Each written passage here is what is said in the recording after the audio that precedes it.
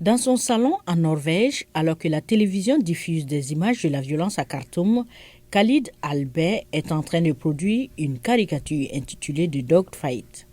Un dessin qui représente selon lui les deux principaux ennemis soudanais, le chef de l'armée, le général Abdel Fattah al-Burhan, et le chef paramilitaire, le général Mohamed Hamdan Dagalo.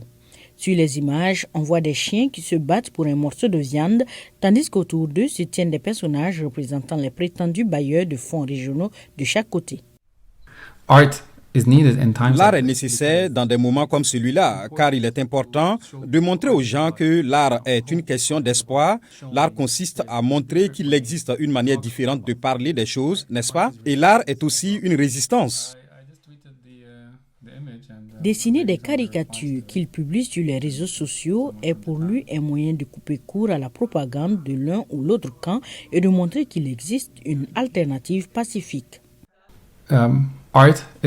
Ainsi, l'art est une résistance continue. L'art est notre façon de continuer à nous battre. Quoi qu'il arrive, les artistes continueront d'écrire l'histoire jour après jour. À Oslo, Albert est co-responsable du programme artistique de la fondation Kawabiki, un groupe fondé à la suite du mouvement de protestation du printemps arabe de 2011. Lorsqu'il a vu que les combats s'intensifiaient, il a fait ressortir ses pinceaux et crayons. Je me sens triste pour Khartoum. Personne ne sait comment cela va se terminer. Les Janjaouides ont pris le contrôle de la capitale. Le Soudan est un pays très centralisé et tout est dans la capitale avec les infrastructures qui sont dans un piteux état.